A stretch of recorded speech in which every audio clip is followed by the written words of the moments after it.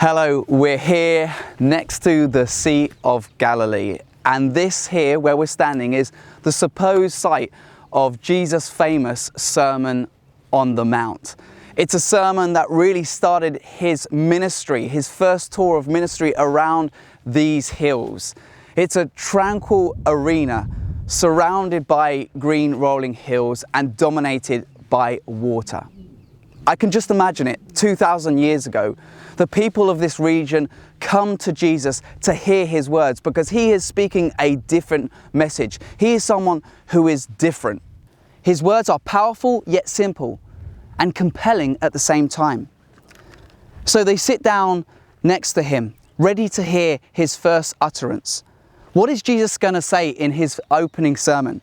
What will be the first idea in which he communicates? He sits down, opens his mouth and says, "Blessed are the poor in spirit, for theirs is the kingdom of heaven."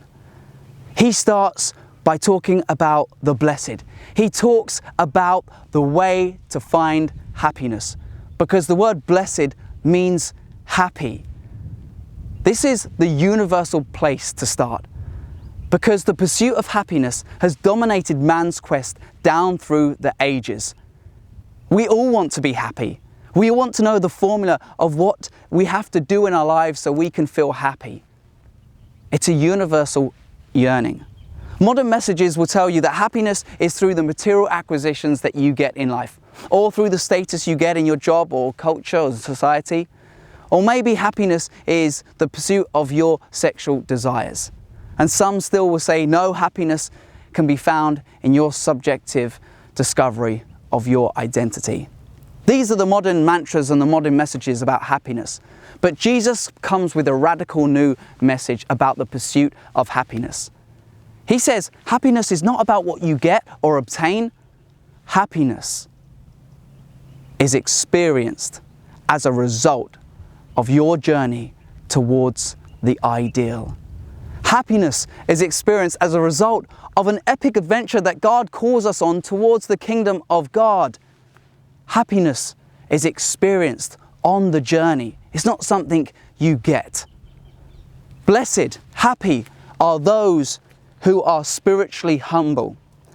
Blessed, happy are those who are sorrowful, who are patient, who are pure in heart, who are merciful, who are long-suffering.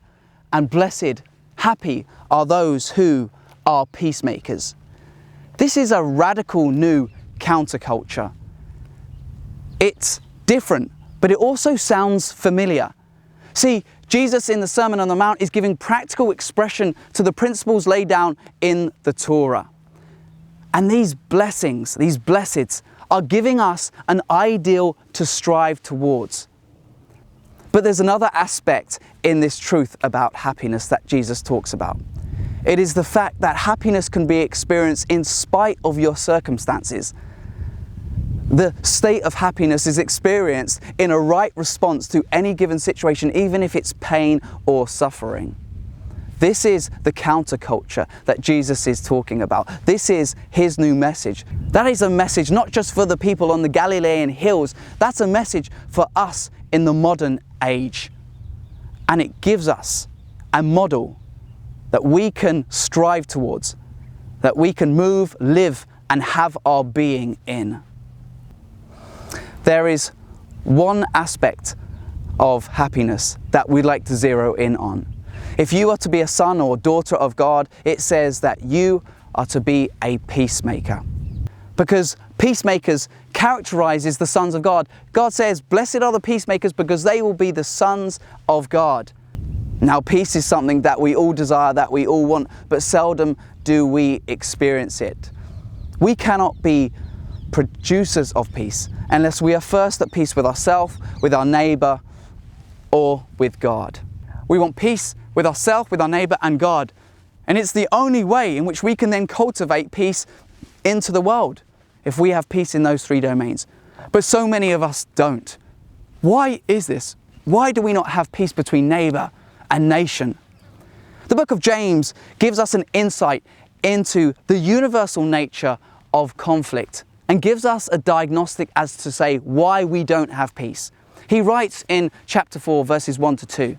He asks the question, where do wars and fights come from among us? Do they not come from our desires for pleasures that war in our members? You lust and do not have. You murder and covet, but yet you cannot obtain. You fight and war. He's giving us a universal truth of where fights and wars come from. They come from within.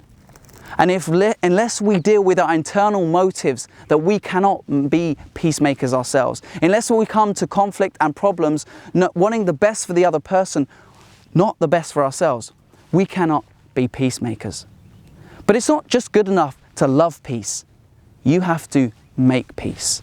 And that sometimes means confronting conflict. Moshe Dayan, who was an Israeli soldier and then later a politician in the Israeli government, said something fascinating about peace. He said, "He who desires peace must not speak with his friends, but with his enemies." It is when we step into the messiness of human relationships, when we confront problems and conflicts with a motive of seeking the best for everybody, that's when we can truly become peacemakers. It's a false notion that appeasement and stepping away and ignoring conflicts because you don't want to worsen the problem, that's a false notion of peace. Peace comes from stepping into the problems and conflict and seeking the best in the situation. If we align our lives with the teachings of God, if we can be pursuers of peace, that it means what James writes about in the previous chapter, in James chapter 3, that the fruit of righteousness is sown in peace by those who make peace. And if we can align our lives with the teachings of Christ that were spoken on a hill probably much like this to his disciples and the crowds, it means that we can be truly peacemakers.